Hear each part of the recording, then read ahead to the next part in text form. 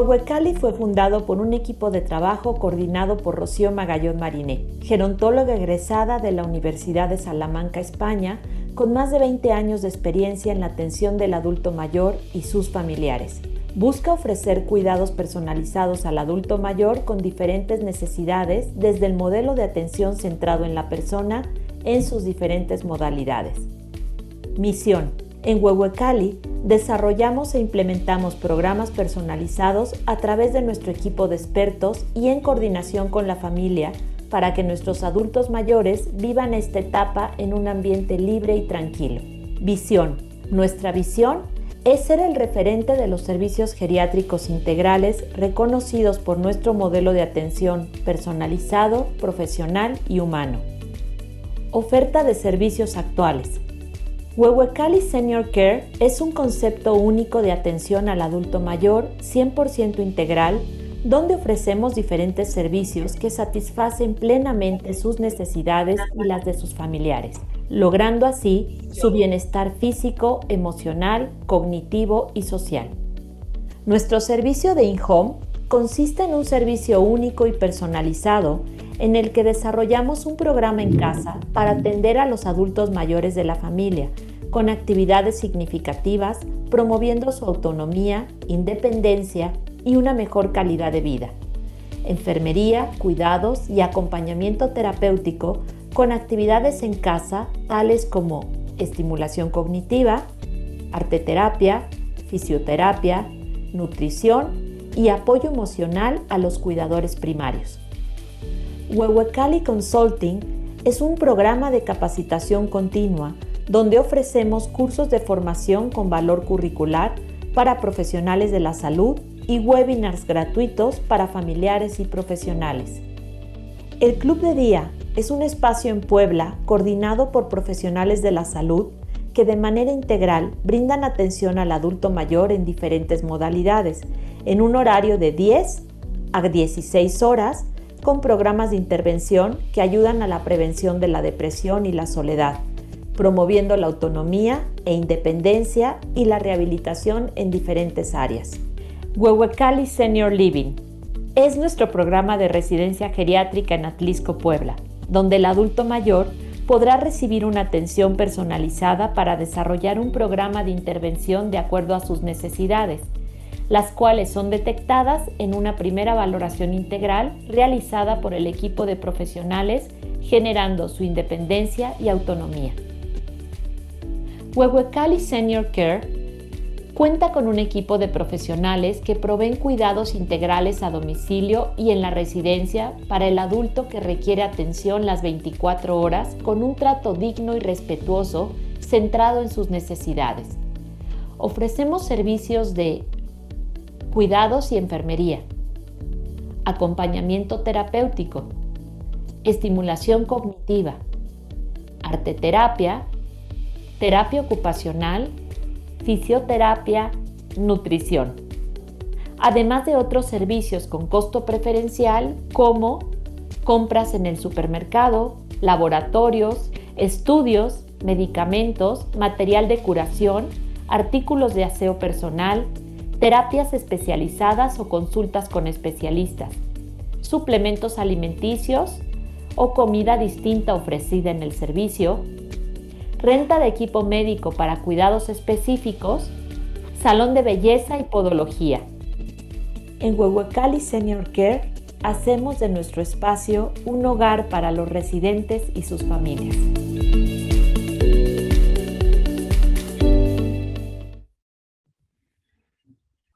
Hola, pues bienvenidos. Muchas gracias por acompañarnos en este webinar en el cual estaremos hablando de lo que es la nutrición en el adulto mayor.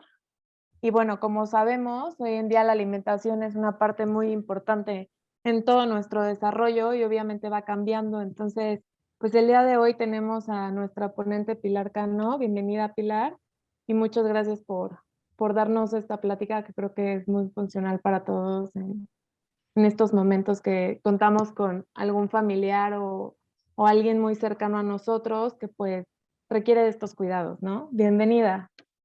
Hola, muchas gracias. Primero, les agradezco la invitación y sobre todo, pues estás tocando un punto importante. La nutrición es la piedra angular de todas las etapas de la vida y sobre todo en el adulto mayor, no solo para el que es adulto mayor, sino también para todos los que aspiramos y queremos llegar a ser adultos mayores. Entonces, es importante que pues tomemos en cuenta el poder que debe tener la nutrición en nuestras vidas y saber qué pautas debemos de seguir en caso de que tengamos a un adulto mayor en casa o que nosotros seamos un adulto mayor. Y parte de la finalidad de este webinar es darle las herramientas para que ustedes lo conozcan. Y bueno, vamos a comenzar. El tema de hoy es nutrición en el adulto mayor. Espero que, así como todos los que nos están viendo en Facebook, puedan comenzar a tomar sus apuntes y si tienen dudas, pues al final de la plática poder resolverlas. Los temas que vamos a hablar en esta plática los vamos a englobar en 4 puntos principales. Uno, que el primero que es el envejecimiento en México, cuántos somos y cómo estamos en cuestión de los números. Hablando de nutrición, los principios básicos de la nutrición, los factores que se asocian al envejecimiento y cómo se realiza la evaluación nutricional en el estudio en el adulto mayor. Y después vamos a hablar de las recomendaciones nutricionales de acuerdo a los requerimientos. Y en específico vamos a hablar sobre una consideración especial que debemos de tomar en los adultos mayores. Entonces vamos a comenzar. Bueno, para empezar debemos hacer una diferencia importante acerca de los términos de envejecimiento y vejez. El envejecimiento es el proceso que se inicia desde el nacimiento y que culmina en la muerte del ser humano. Este concepto engloba aspectos biológicos y psicosociales. Entonces, la vejez es la última etapa del proceso de la vida, la cual forma parte del envejecimiento y que corresponde de los 60 años en adelante. Esta definición va más por aspectos fisiológicos que por todos los aspectos sociales. Entonces, en términos sencillos, la vejez empieza desde los 60 años en adelante. Sin embargo, el envejecimiento engloba a todas las etapas de la vida porque nosotros, conforme vamos creciendo, vamos envejeciendo. Entonces, es un punto importante que debemos de tomar para que no categoricemos o no generemos estigmas sobre la edad. Y sobre todo, sobre esas cuestiones que creemos o conceptos o preconceptos en los que añadimos de que el simple hecho de ser alguien mayor o ser alguien viejo te genera ya una etiqueta. En cuestión de números, ¿cómo están las cosas? El envejecimiento en México ha mostrado un gran crecimiento poblacional. En México, a partir de los 50 años, ha alcanzado un alto porcentaje de personas que han envejecidas. Actualmente, según los datos de la última encuesta nacional de estadística y geografía hecha en el INEGI en el año pasado, la población general del país son 126.014.000 habitantes. De estos, 15 millones son mayores de 60 años. Y como podemos ver en esta tabla, la curva de crecimiento cada vez se va ensanchando más, siendo la mayor, o sea, la media entre los 20 y 24 años. Sin embargo, la curva de crecimiento poblacional va haciendo que las personas que antes eran jóvenes, así 10 años, cada vez se van sumando más. Y esto también se va asociado a la esperanza de vida. Y si lo vemos como en números más crudos, en 1990, 16.6%, o sea, el 16% de la población era adulta mayor. Ahora, en el 2020, casi el 50% corresponde a adultos mayores. Eso quiere decir que entonces la población de 60 años pasó del 9.1% en 2010 al 12% en el 2020, tendiendo a que somos más adultos, o sea, nos vamos convirtiendo más adultos mayores y la población de niños también va disminuyendo. Este punto también es importante porque 6 de cada 10 personas mayores son mujeres. ¿Y esto qué se lo atribuye? Uno, como les decía, a la esperanza de vida. Si la dividimos, la esperanza de vida para mujeres es mayor en 70 años que hombres, que es para 73, haciendo una esperanza de vida promedio de 75 años. De estos adultos mayores, 3.410.213 adultos mayores de 60 años son jubilados o pensionados. Como dato también importante es que el 47.9% vive en hogares nucleares, o sea que viven solos, 39.8% con familias y el 11.4% solos. La principal fuente de ingresos de estos adultos mayores es principalmente por la pensión o jubilación o algunos programas de asistencia gubernamental. 34.4% depende de ingresos propios, es decir, que estos sigan trabajando dependiendo de un salario, y el 16.4% que de algún familiar cubra sus gastos a través de un apoyo. Y otro punto importante es los servicios de salud. Del 25 al 30% de nuestros adultos mayores tiene seguridad social, es decir, IMSS, ISSSTE, seguridad de Pemex, algo de Secretaría de Salud.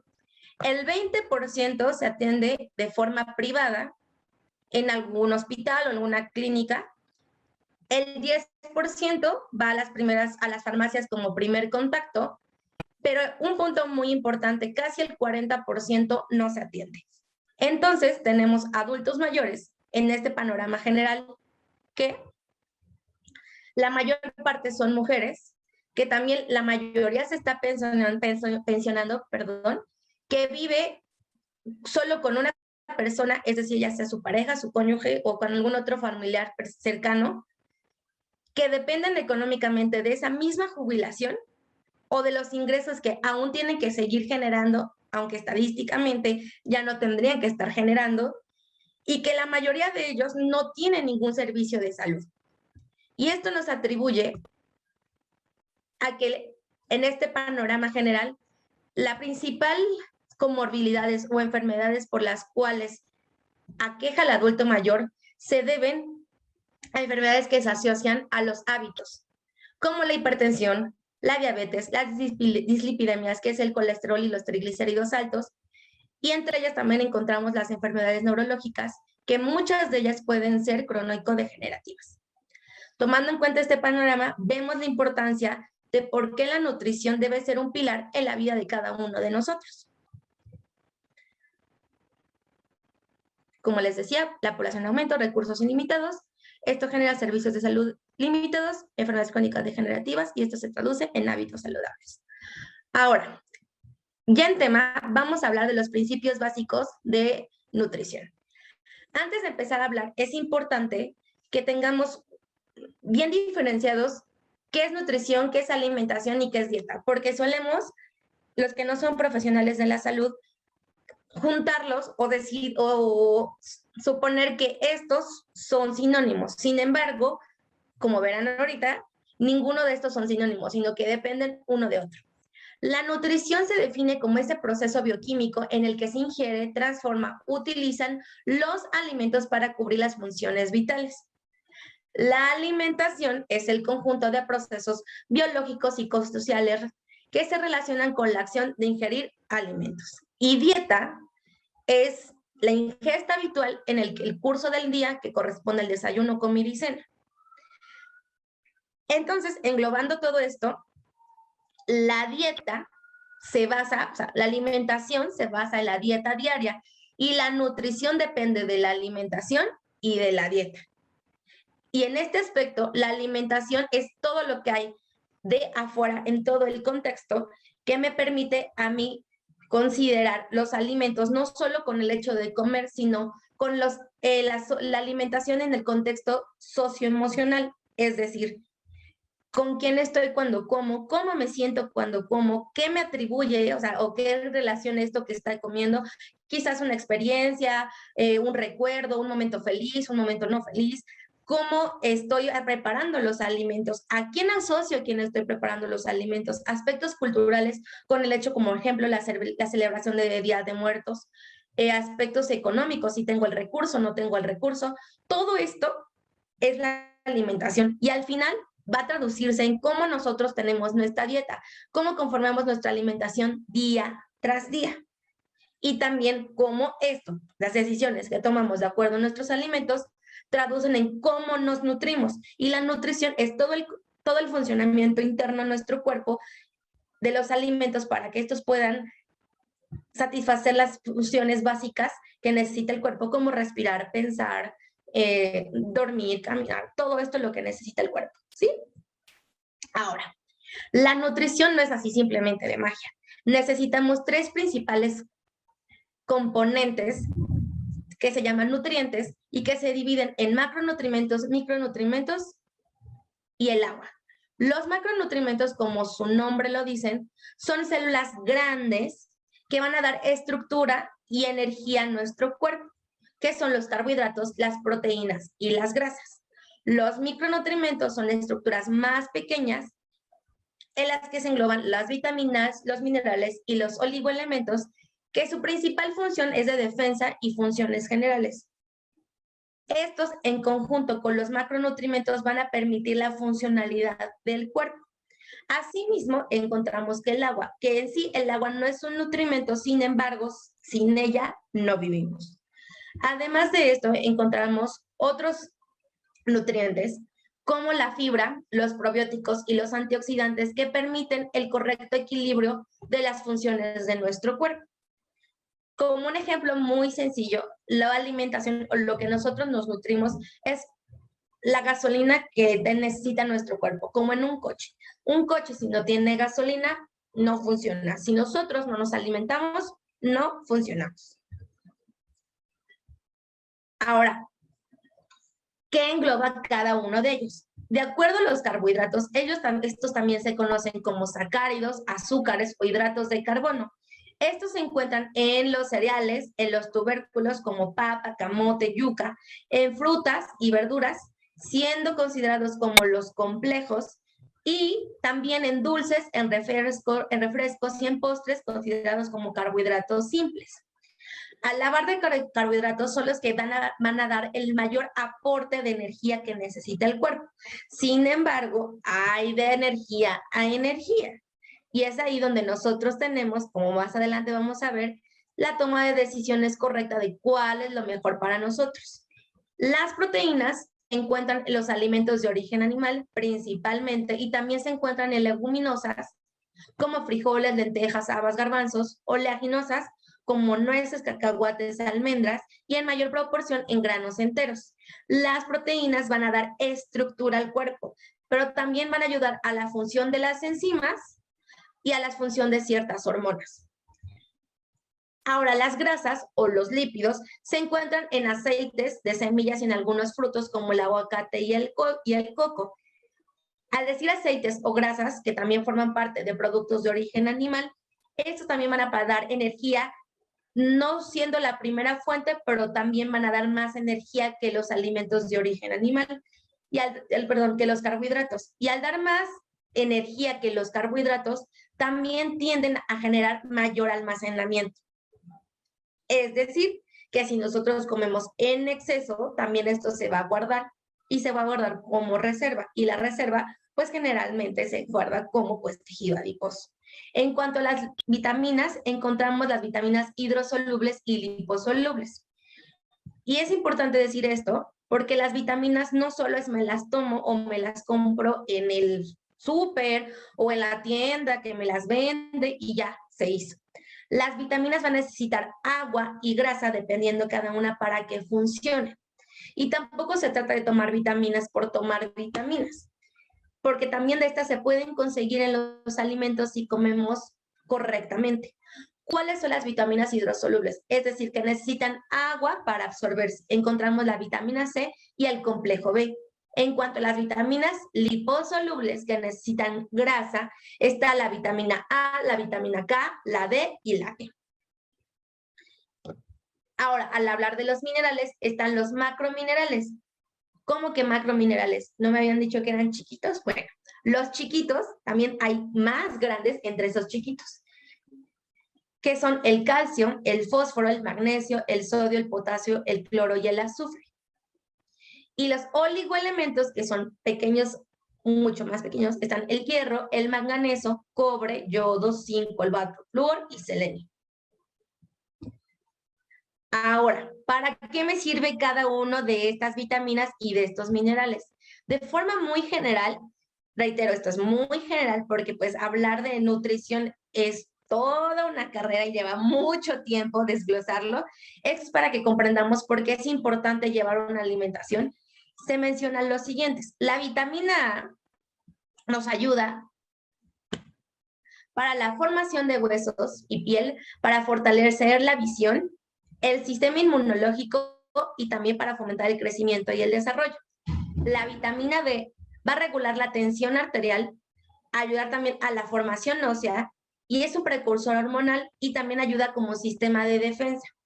La vitamina E, su principal función es apoyar el sistema de defensa, que es el sistema inmunológico, pero también ayuda a la formación de vasos sanguíneos y a un antioxidante.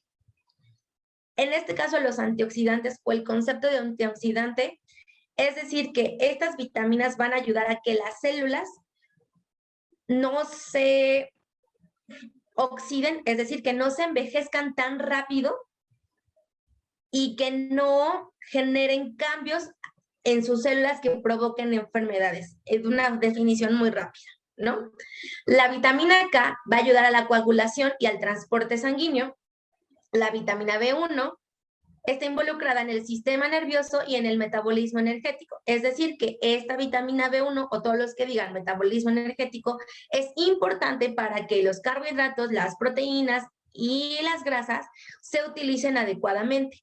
La vitamina B2, que se conoce como riboflavina, nos va a ayudar para la formación de células rojas. El sistema nervioso también regula el metabolismo energético y sobre todo la salud bucal. La vitamina B3 nos ayuda a la producción de colesterol, que el colesterol no tiene por qué ser malo, que ya vamos a ver más adelante, también a la regulación del sistema nervioso y el metabolismo energético. La vitamina B6 nos ayuda al sistema inmunológico, al sistema nervioso y a la formación de células rojas. La vitamina B8 nos ayuda al metabolismo energético y al sistema nervioso. La vitamina B9, fórmulas de células rojas, el sistema nervioso y también el metabolismo de proteínas. La vitamina B12, en el metabolismo energético, el sistema nervioso y las células rojas. Y la vitamina C es un antioxidante específico. Ayuda también a la formación de colágeno, el sistema inmune y la cicatrización. Ahora, los minerales, encontramos al calcio, al cobre, al sodio, al fósforo, potasio, cloro, selenio, hierro, yodo y zinc, entre muchos otros. Principalmente en el calcio, nos va a ayudar a la formación de huesos, como todos sabemos, pero no solo eso, sino la contracción y relajación muscular, a la secreción hormonal y también a la regulación del sistema nervioso. El cobre es un antioxidante por excelencia que también ayuda a la formación ósea, al sistema nervioso y a la síntesis de hierro.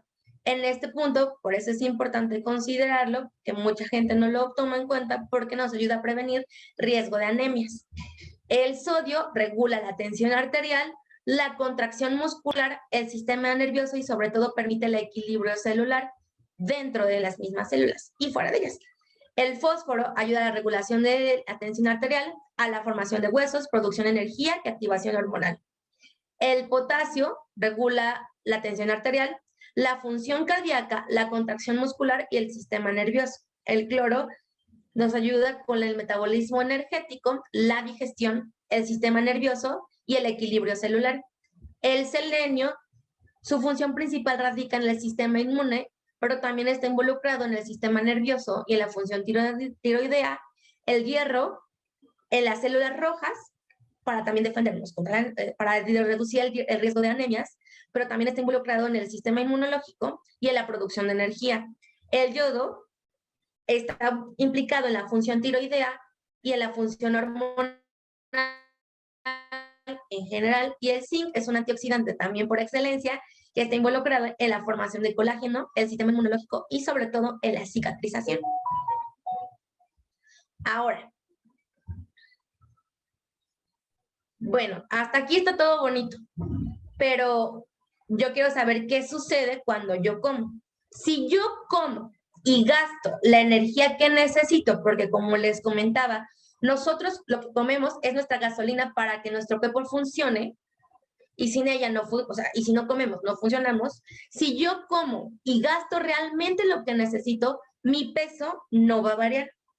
Pero si yo como más de lo que realmente utilizo, aumento de peso.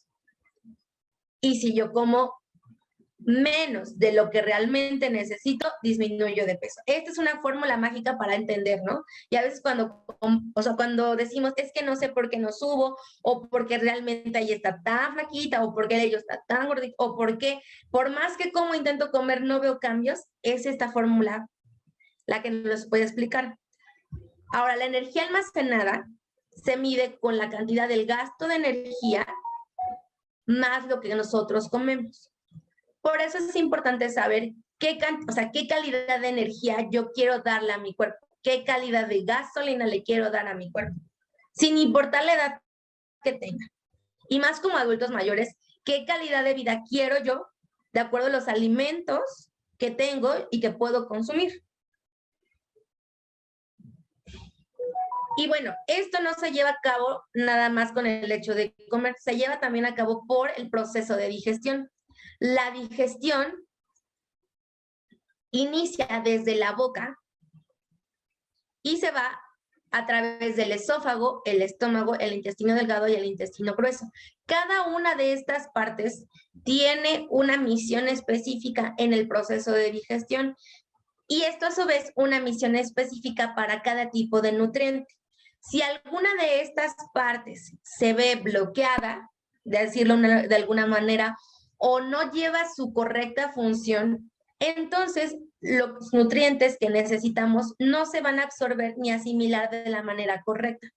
Por eso es importante considerar también el aspecto general de la alimentación y hacer un trabajo interdisciplinario con otros profesionales que puedan evaluar si en alguna de estas partes hay un pequeño choque y si lo hay, poderlo resolver. Ahora sí, todo lo que me dijeron estuvo muy bonito, pero ¿qué dice la realidad? Hay ciertos factores que se asocian al estado nutricional y que pueden provocar que aunque yo tenga y haga todo correcto, que mi alimentación y por ende mi nutrición no sea la correcta. Para poder restablecer esto, vamos a dividir a dos puntos importantes y de los cuales es necesario definirlos, ya que permiten que la salud general en el adulto mayor sea la adecuada. El primer punto es la capacidad intrínseca. La capacidad intrínseca es aquella que evalúa cómo estamos físicamente, cómo estamos cognitivamente y cómo nos relacionamos en el entorno social y en nuestra capacidad funcional. Ahora, la capacidad funcional es aquella que combina la capacidad intrínseca y cómo esto me permite desarrollarme con el exterior. ¿Sale? O sea, cada uno de estos es un engrane, una gran máquina. Y cada engrane va a evaluar qué tan funcional es en cada uno de esos engranes. Si alguno falla, mi maquinaria no va a funcionar. Por eso, esta maquinaria debe, cada una de esos engranes debe ir a la par para que la maquinaria funcione y sobre todo para que esta energía pueda hacer que esa misma maquinaria lleve a cabo su función. Entonces, lo primero que vamos a evaluar o que se va a evaluar para saber, para evaluar o para saber si nuestra nutrición se está viendo como afectada o podría verse en riesgo, es, uno, la movilidad. La movilidad afecta la nutrición ya que también de ella depende mucho qué tanto capaz uno es de comer. Por eso nos tenemos que realizar, si ustedes tienen un adulto mayor en casa o son cuidadoras o incluso nosotros mismos poder responder estas preguntas. ¿Puede moverse o está encamado? ¿Se mueve con o sin ayuda? ¿Realiza alguna actividad física? ¿Puede cargar objetos? ¿Presenta alguna discapacidad? ¿Ha tenido o tiene caídas o fracturas recurrentes? ¿Por qué?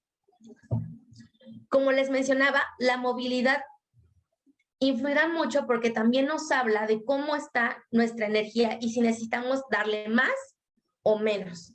También si podemos hacer actividades diarias como agarrar una cuchara, como sostener un vaso, porque si vamos a tener la capacidad o la fuerza para también poder absorber y hacer la digestión completa. Si estamos acostados no tenemos la misma funcionalidad y entonces los alimentos no pueden digerirse completamente.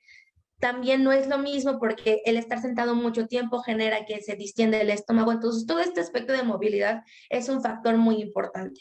Después tenemos las necesidades básicas. Entre ellas está el sueño y la vigilia, la cual que también atribuye a que si nosotros tenemos periodos de sueño interrumpidos, no tenemos la correcta secreción hormonal y por ende no tenemos la funcionalidad adecuada en cuanto a la digestión y la utilización de estos alimentos. Asimismo, si no dormimos, nuestro cuerpo se mantiene en alerta todo el tiempo, generando una señal en la que te dice, necesito energía.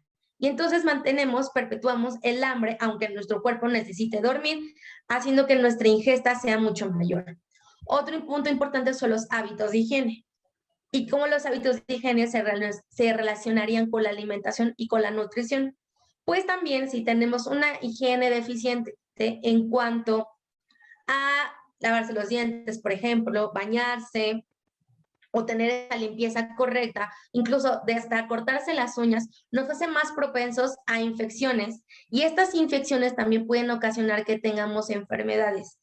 Y al tener enfermedades aumenta la necesidad en cuanto a la energía que necesitamos y también nos vuelve un poco más susceptibles a que tengamos que recurrir a otros tipos de alimentación porque se va perdiendo la funcionalidad de nuestro cuerpo. Y sobre todo, una de las necesidades básicas, como les decía, es la alimentación, que ya vimos que es diferente a la nutrición, porque a veces no tenemos el acceso disponible o la disponibilidad a todos los alimentos que nosotros quisiéramos, o la calidad, aunque tengamos el acceso, no es la correcta y no tomamos decisiones correctas sobre qué necesitamos o qué es mejor o qué es lo mejor o adecuado para cada uno de nosotros.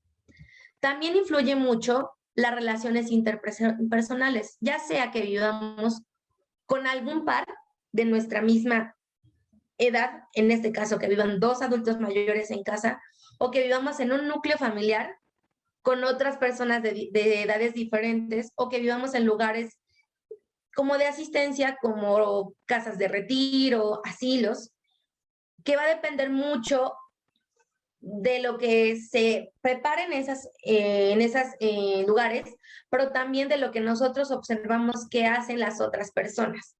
Como les mencionaba, la alimentación no solo es el hecho de comer, sino es un aspecto social. Entonces depende mucho de cómo los demás se relacionen conmigo y también de esa relación que tengan los demás con la comida y conmigo. Y en el aspecto cognitivo, los factores que intervienen en el estado de nutrición principalmente son las enfermedades neurológicas como el Alzheimer o la demencia, que pueden ocasionar que la funcionalidad, o más bien que ocasionan que la funcionalidad del cerebro no es la correcta y que tampoco sea normal. Entonces, eso provoca que también las señales que llegarían a nuestro cuerpo, como la señal de hambre y de saciedad, a veces se vea bloqueada o que no llegue el mensaje correcto, limitando nuestra alimentación y provocando que no consumamos lo que realmente necesitamos.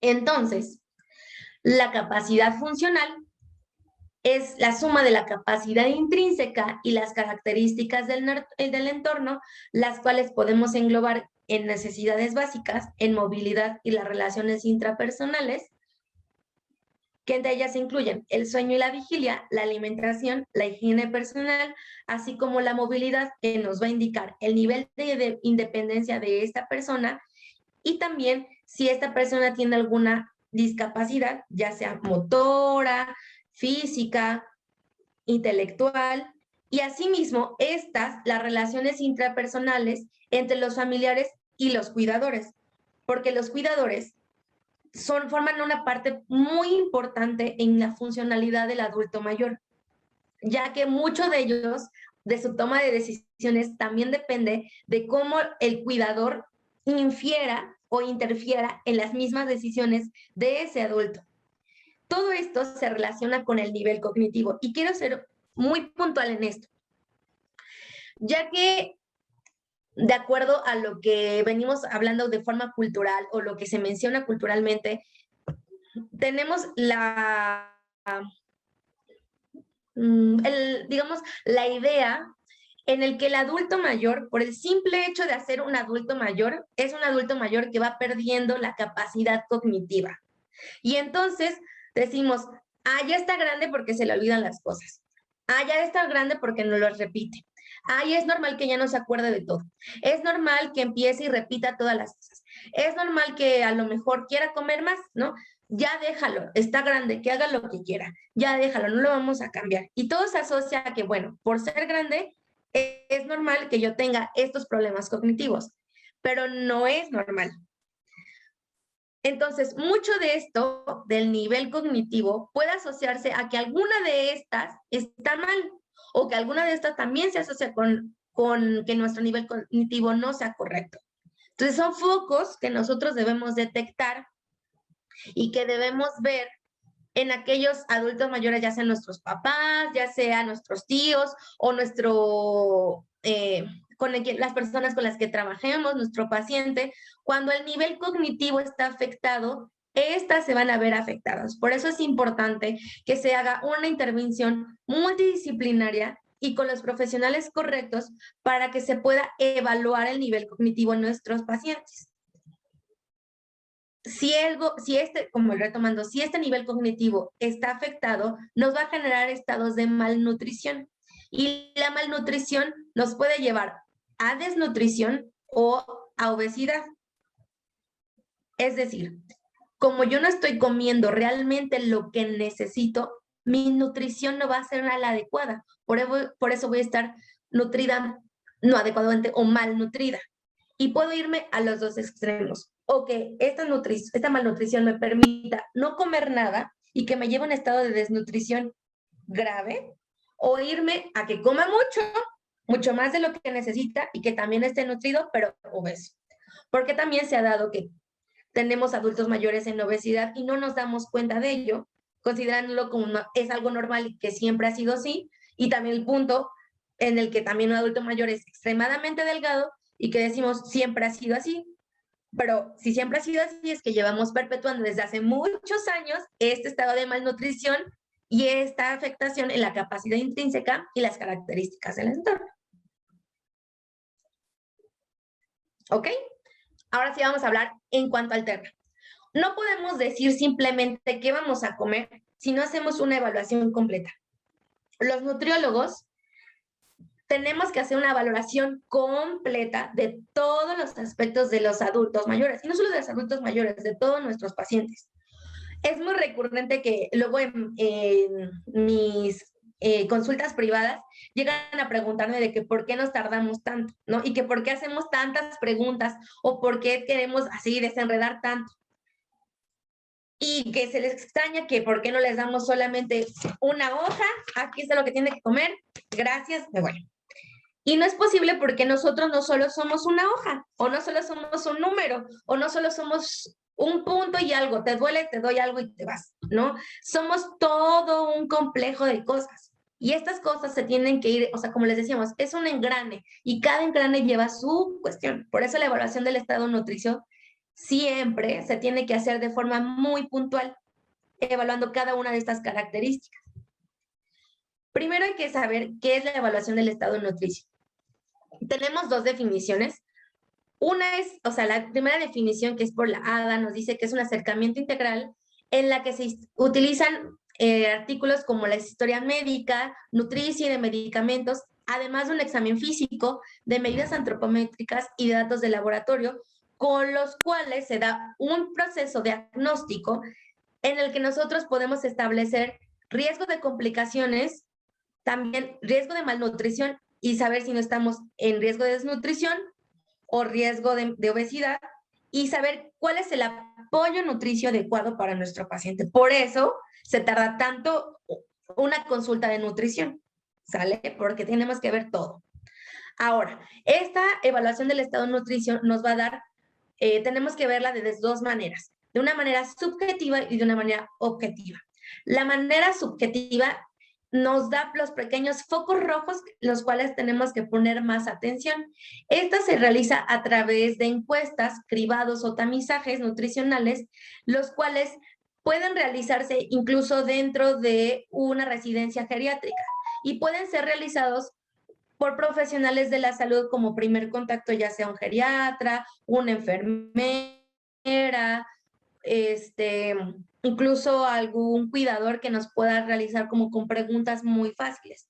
Pero ojo, estas preguntas son fáciles de realizar, sin embargo, la interpretación debe realizarla siempre un profesional de nutrición y, si se puede, un profesional especializado en nutrición en adulto mayor.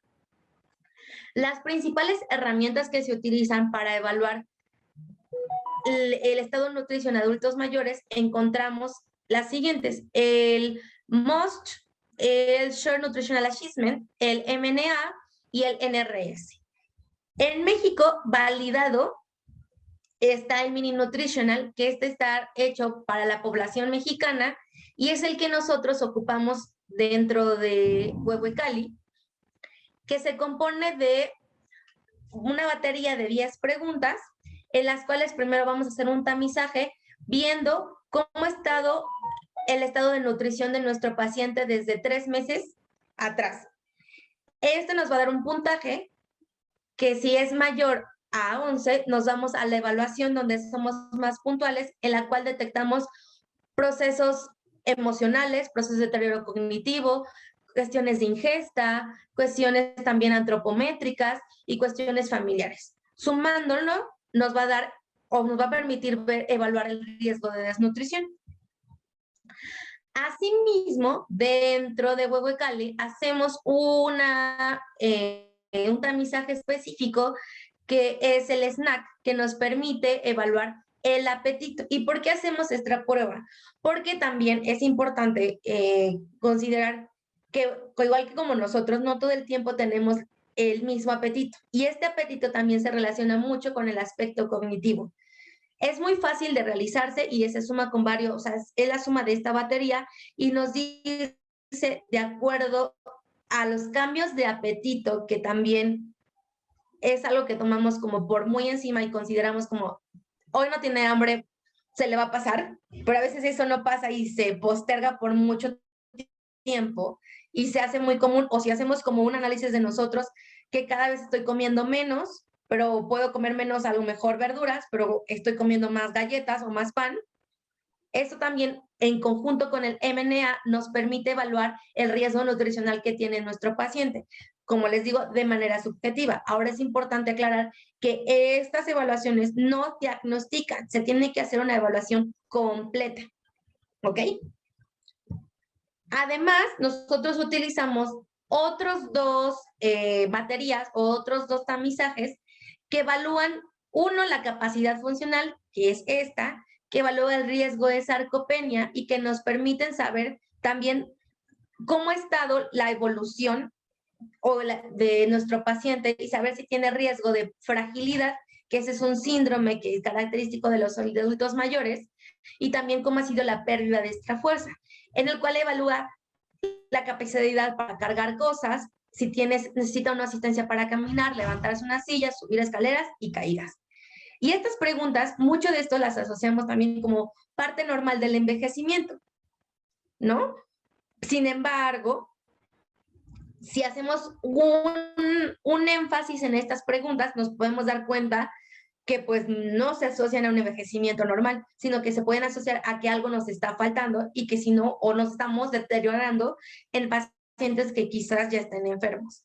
Y esta encuesta también nosotros la realizamos dentro de la historia clínica, en la que somos muy puntuales en saber cómo está su situación no patológica, es decir, cómo está su entorno, con quién apoya, cómo están sus relaciones sociales, en dónde vive, cómo vive, qué tiene, cuáles son sus condiciones de vivienda, quiénes son sus contactos sociales, qué está acostumbrado a hacer, en situaciones de riesgo, quiénes son sus principales redes de apoyo, quién es su principal ingreso económico, cuánto dinero destina a la alimentación, cómo lo destina, para cuántas personas prepara, cómo lo prepara, todo esto es importante, porque también no solamente se trata de decir qué comer, pero si yo le mando, por ejemplo, o seguramente les ha tocado en algunos centros de salud gubernamental, sin decir nombres y entendiendo que es mucha la capacidad de población que tienen que asistir, solo les dan la hoja y ya, ¿no?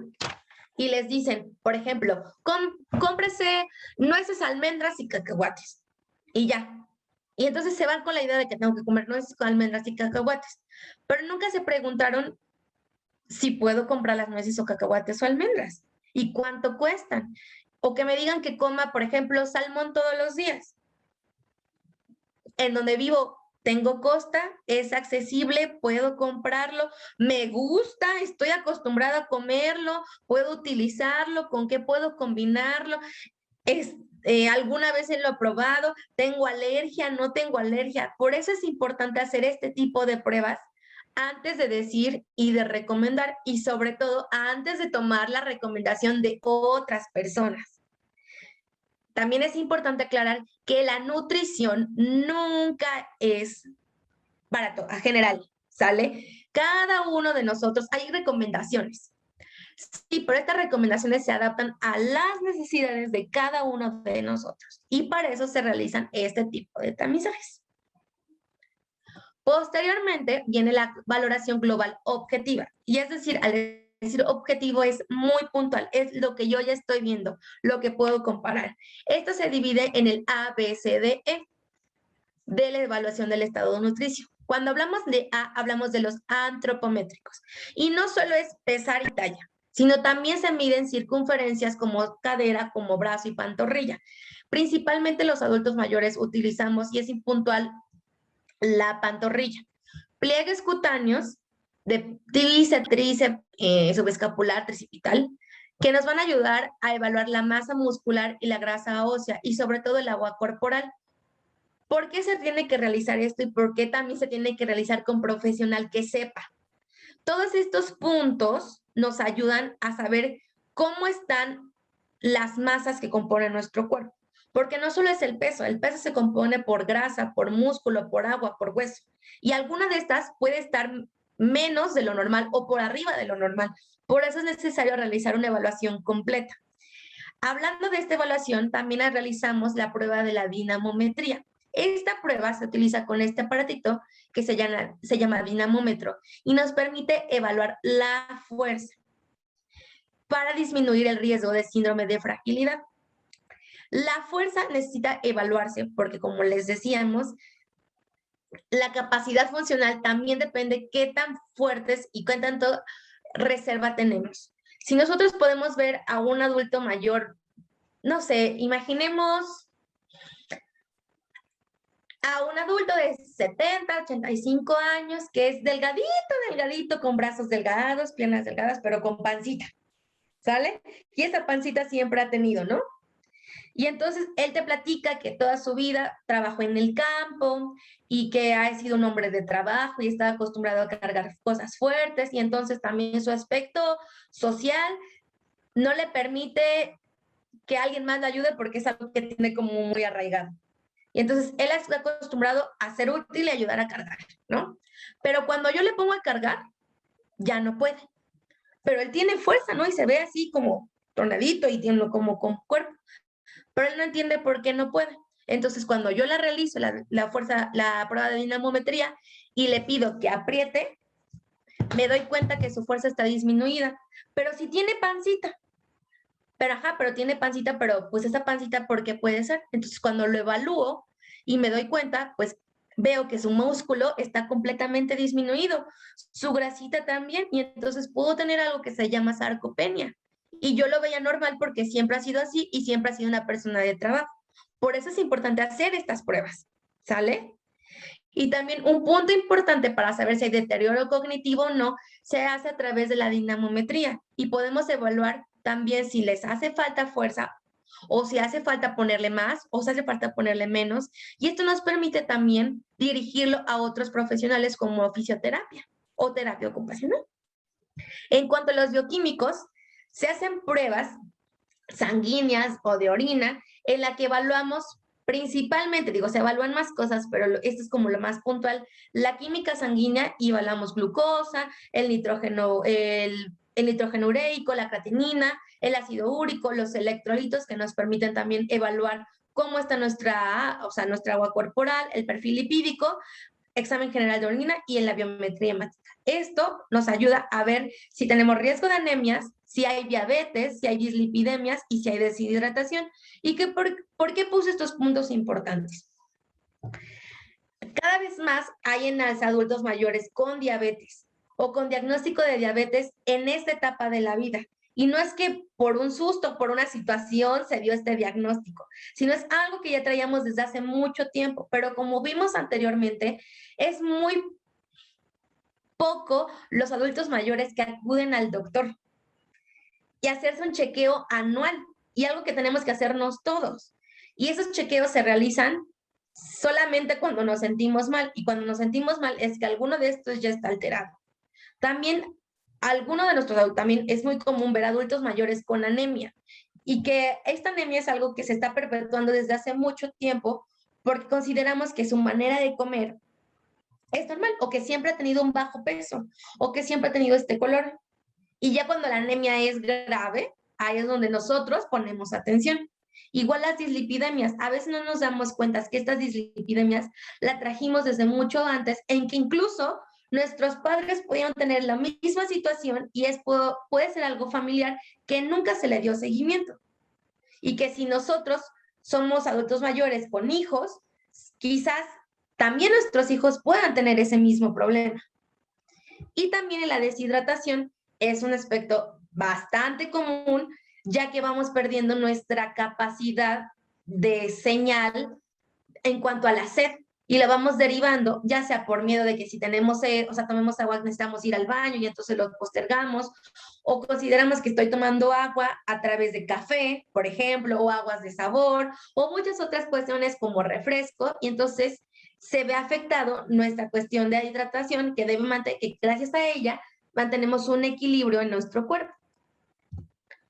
De acuerdo a la SE, que evalúa signos de deficiencia nutricional, que son signos clínicos, los más importantes o los más relevantes en el adulto mayor son piezas dentarias faltantes, que también es un punto que vamos dejando, la capacidad de deglución, la capacidad para detectar olores, sabores, falta de cicatrización o cicatrización lenta.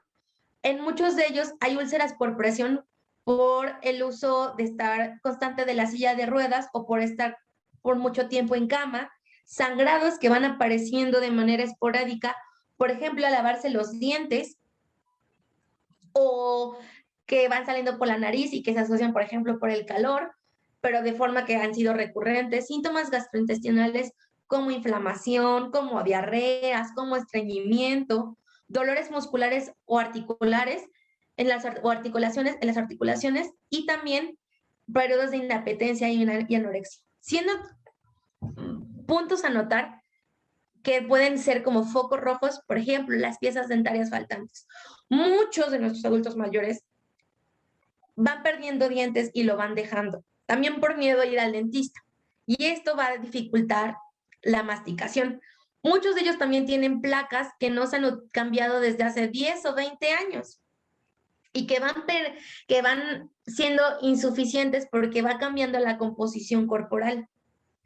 Otro punto es que también tenemos como muy normal en que ya la comida pues va perdiendo como el sabor, y entonces pues yo lo voy tomando como parte misma de este proceso de envejecimiento y le voy agregando sal o voy agregándole más azúcar a las cosas. O si pueden ustedes notar o notan que, por ejemplo, cuando preparan grandes comidas las abuelas, van echándole más así de forma concienzuda y una cantidad así extravagante de especias y cosas que cuando lo pruebas hasta sabe diferente porque van perdiendo esa capacidad. También muchos de nuestros adultos mayores se ven como muy característicos problemas de estreñimiento o problemas de inflamación, y que lo atribuyen a que quizás esto no me cayó, y entonces van quitando alimentos sin saber por qué tienen este síntoma, y entonces se van haciendo más selectivos en la alimentación. En cuanto a los dietéticos, es importante saber cuánto come, cómo come, dónde come y qué come. Es decir, cuánto come, por ejemplo, si come arroz. Bueno, ¿cuánto de ese arroz come? Ahora, ¿cómo lo comes? Lo como con cuchara, lo como con tortilla, lo como a lo mejor con caldito, porque sí como arroz, pero si lo como con caldito, porque ya sí esa textura me cuesta trabajo, entonces tengo que tomarlo un poco más aguadito, o necesito que esté más duro, porque si no, no se sabe dónde come. Come solo en la cocina, come frente a un televisor, come viendo las noticias, viendo el chisme, de Ventaneando, por ejemplo, o come rodeado de familia, o come solo en su habitación porque no le gusta que lo vean comer, y sobre todo, ¿qué come? ¿Qué calidad de alimentos le están dando? Él prepara los alimentos, hay una persona que se los prepara, o sale y consigue alimentos en un restaurante, en una fonda, o come cosas que sean nada más fáciles de acceso y lo caliento y nada más lo pongo en un microondas. Todo esto, además de conocer si le gusta lo que está comiendo, saber quién le cocina y quién o provee esos alimentos, y sobre todo el aspecto que cómo se siente al terminar estos alimentos, porque también la alimentación se vuelve algo mecánico, ¿no? Entonces, ¿cómo ya me siento? Vamos. Pero nunca vemos estos factores. Y si hacemos un examen nosotros personal, a veces lo que nos ponen en la mesa no nos gusta y no los tenemos que comer porque nos los tenemos que comer, ¿no? O a veces porque la persona que nos los está preparando, pues no sabe y no le queremos hacer el feo y ya me lo como, aunque no me guste. Y como no me gusta, pues a veces lo como y digo, pues esto no me gustó y me siento mal. Y todo es un engrane, todo va en conjunto, es punto por punto, van de la manita. Y un punto más importante es saber si tiene dificultad para alimentarse y cuánto tiempo destina a comer. También es muy común ver que los tiempos de comida son prolongados, porque a veces se distrae o porque no le gusta estar solo o espera que alguien llegue, y entonces normalmente un tiempo de comida que debe durar entre 30 y 45 minutos, a veces dura 1 hora o 1 hora y media. Y como duró tanto, pues ya se junta con otro tiempo de alimentación y entonces todo el tiempo nos las pasamos comiendo. Y no nos vemos de que quizás lo que le está pasando es que le está costando trabajo comer, y entonces eso también limita el aporte, ¿no? O sea, la cantidad de alimentos que estamos consumiendo.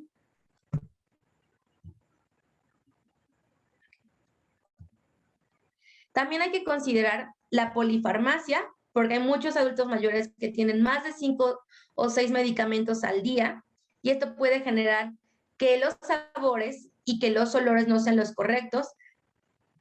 También la historia de vida de estos pacientes, no solo los antecedentes de enfermedades, sino también cómo ha sido la historia familiar, si alguno de ellos estaba acostumbrado a no comerlos, qué hacía, qué no hacía, cómo era la relación que tenía con la comida, y como les decía, la calidad y la situación económica. Ahora, ¿cuáles son nuestras recomendaciones nutricionales? Principalmente, debemos seguir lo que es la dieta correcta, que cubre 6 aspectos principales. Debe ser adecuada a las características y gustos, a la cultura y la religión de cada persona, que incluya todos los grupos de alimentos, es decir, carbohidratos, proteínas, lípidos, vitaminas y minerales, que sea equilibrada, cubriendo todas las porciones establecidas para cada alimento, no más ni menos, que sea lo más limpia posible, que cubra los requerimientos para cada grupo de edad, para ese género, ya sea hombre o mujer, y para la situación actual del paciente. No es lo mismo la alimentación que necesita una persona con hipertensión, a una persona con diabetes, a un paciente renal, a una persona sana, a un adulto mayor que hace deporte. O sea, no es lo mismo. Por eso no puede generalizarse. Y sobre todo que sea variada, que incluya alimentos diferentes la mayor parte de las veces y en preparaciones diferentes.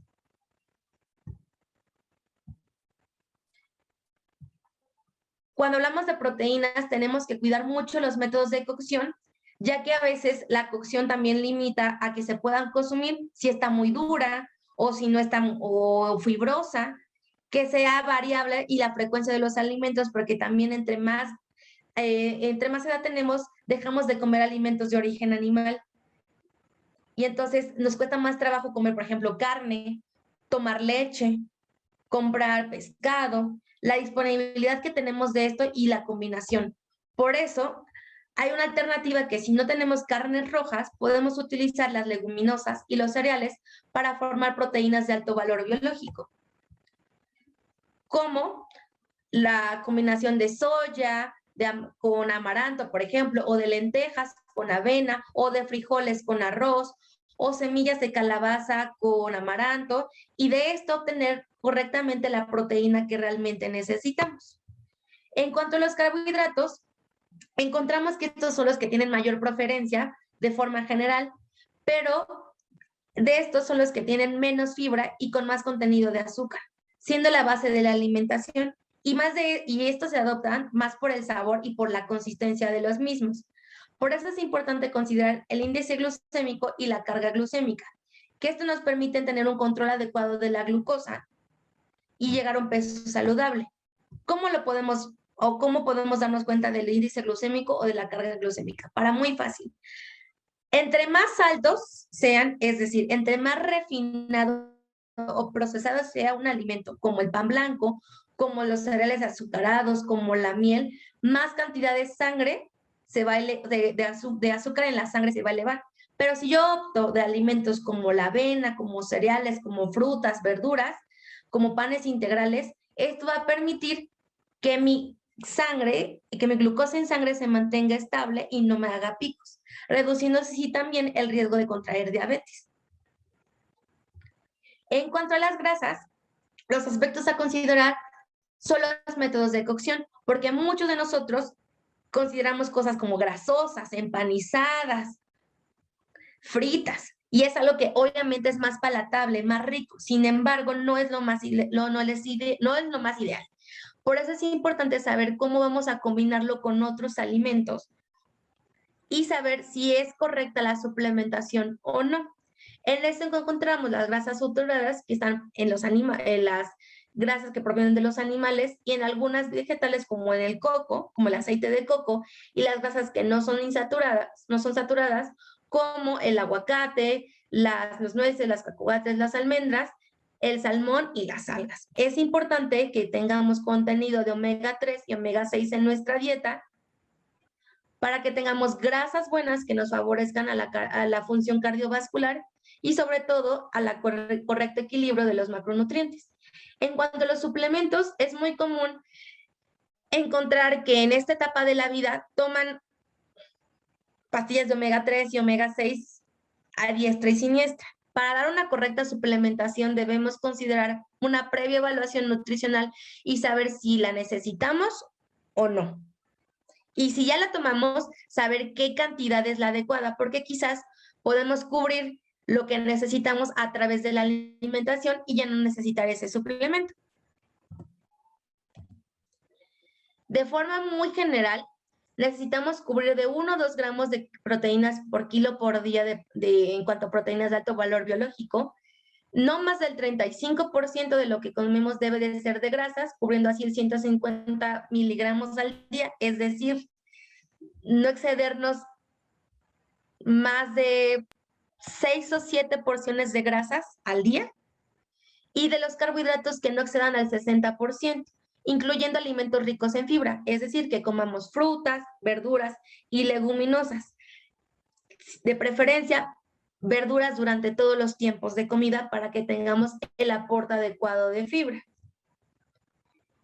Y para los micronutrientes, el hierro, si nosotros no comemos la cantidad adecuada de hierro, tenemos anemia, podemos tener el riesgo de anemia de deficiencia de hierro. Este hierro lo encontramos en productos de origen animal, en verduras de hojas verdes y en cereales.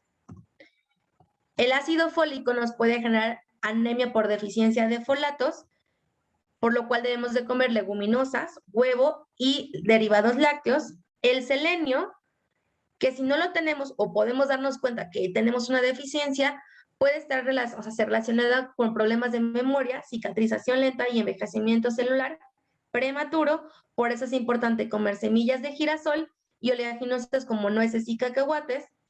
En cuanto al zinc, debemos comer semillas de girasol, cereales integrales y oleaginosas. El yodo se ve asociado con el hipotiroidismo, que es un punto muy importante en los adultos mayores, y podemos prevenir esta deficiencia a través de semillas de girasol, oleaginosas como nueces y almendras. La deficiencia de cromo puede asociarse con problemas cognitivos y de memoria, resistencia a la insulina y depresión, por lo cual debemos comer granos enteros. El brócoli es un alimento muy rico en cromo, así como ciertas carnes rojas magras y semillas, y el magnesio se ve asociado a trastornos conductuales, problemas de sueño y depresión, por lo cual debemos comer leguminosas, leche, plátano y cacao. Una de las complicaciones más importantes es la disfagia, entre otras. La disfagia es la incapacidad para deglutir los alimentos, como se muestra en esta imagen, haciendo que no tengan, coloquialmente se atoren, por lo cual debemos evaluar las consistencias, haciéndolas más sencillas para que nosotros podamos deglutir y poder pasar los alimentos. Pero es importante que si se empiezan a notar estos signos de alarma, puedan derivarse o puedan llevarse primero al médico de contacto y lo pueda derivar a un foniatra, que es el profesional capacitado para evaluar este tipo de complicaciones. Y ya para terminar, la alimentación o la nutrición en el adulto mayor forma parte del decenio del envejecimiento saludable.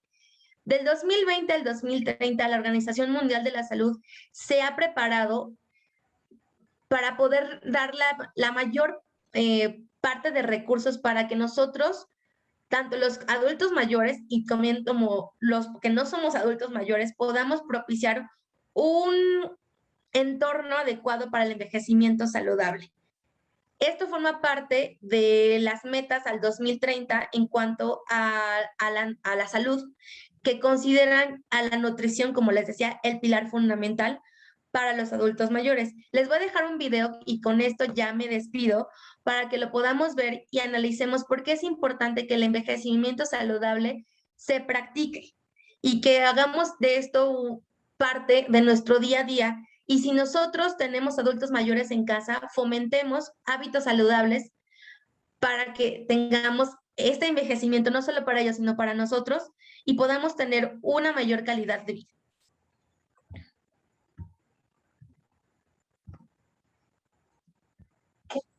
¿Qué es la década del envejecimiento saludable? La década del envejecimiento saludable imagina un mundo en el cual todas las personas pueden vivir una vida larga y saludable, en donde todos pueden hacer las cosas que valoran durante el mayor tiempo posible. Eso significa mantener su habilidad funcional. La habilidad funcional está determinada por el entorno de una persona y su capacidad intrínseca, la cual se compone de los factores individuales mentales y físicos. La década del envejecimiento saludable representa 10 años de acción colaborativa con diferentes actores y sectores para fomentar un envejecimiento saludable y mejorar el bienestar de las personas mayores, concentrando los esfuerzos para que los adultos mayores puedan satisfacer las necesidades básicas, aprender, crecer y tomar decisiones, movilizarse con seguridad, construir y mantener relaciones y contribuir a las familias, a las comunidades y a la sociedad. Para el 2030, 1 de cada 6 personas en el mundo tendrán 60 años o más.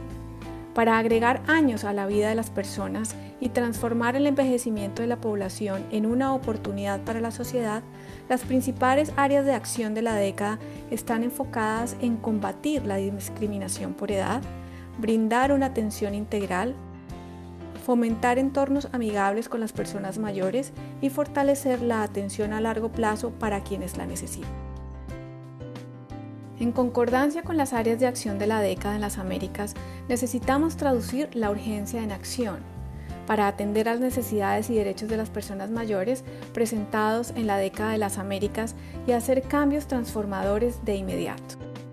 Una década del envejecimiento saludable nos representa a todos ahora y en el futuro. Para obtener más información sobre la década del envejecimiento saludable en las Américas, visita nuestra página web.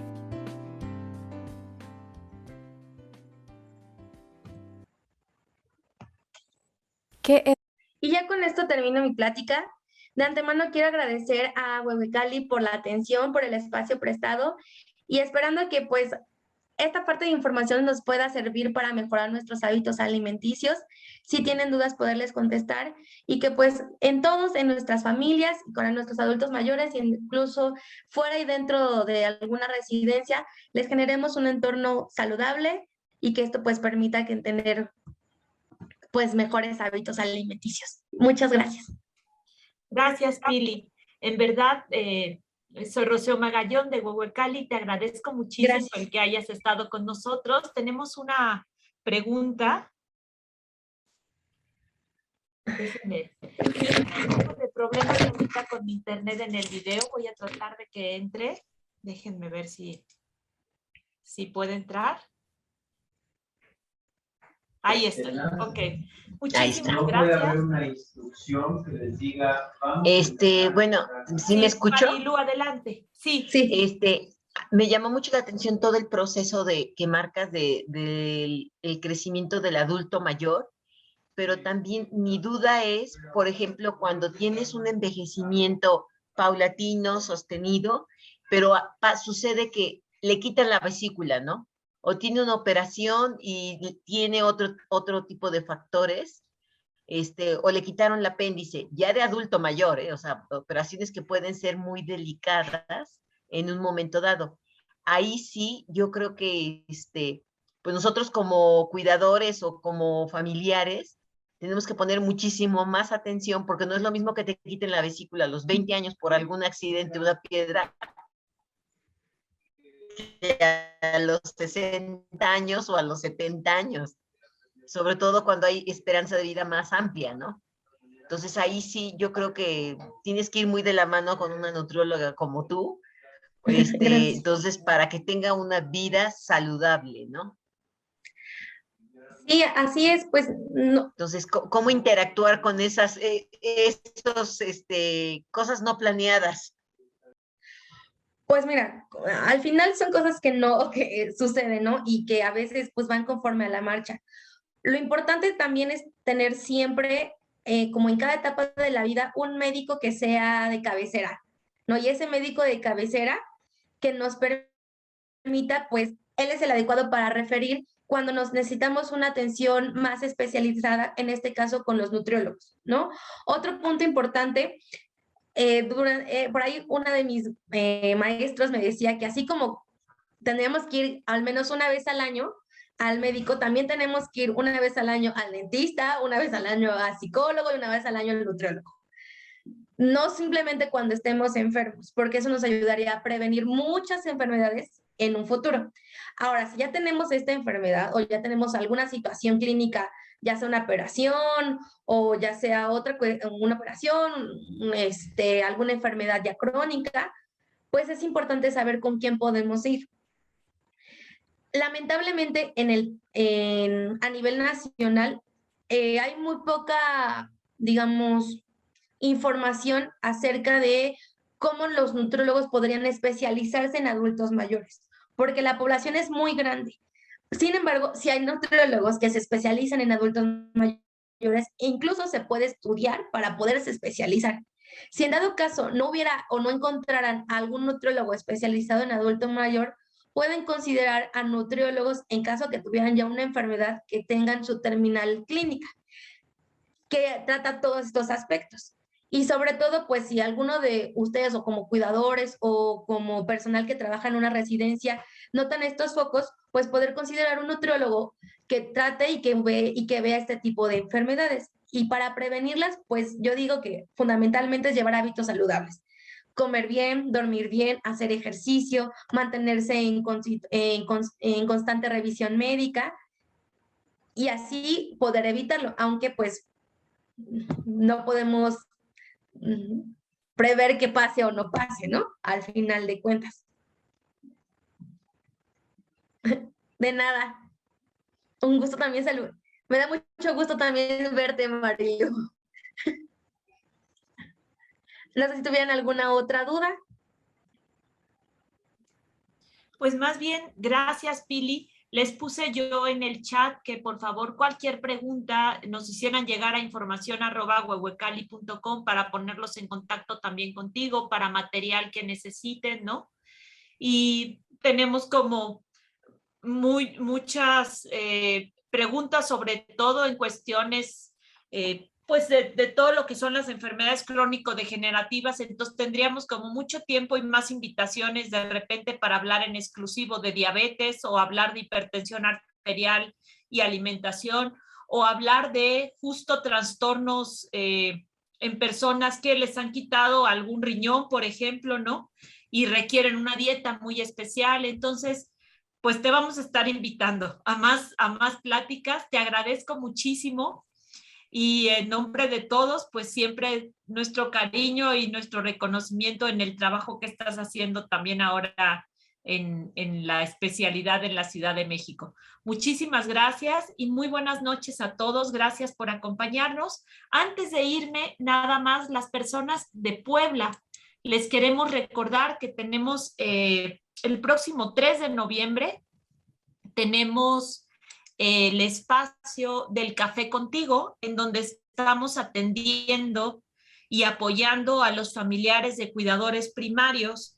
Pueden ser cuidadores de cualquier tipo, no forzosamente tiene que ser de algún adulto mayor con algún tipo de demencia, sino a quien cuida y el agobio que significa cuidar a alguien.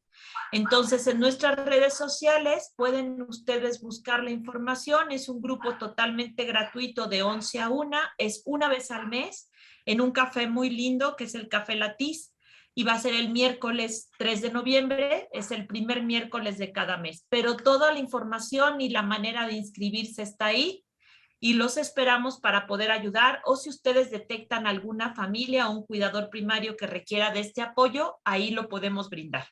Muchísimas gracias y muy buenas noches a todos. Hasta luego, buenas noches.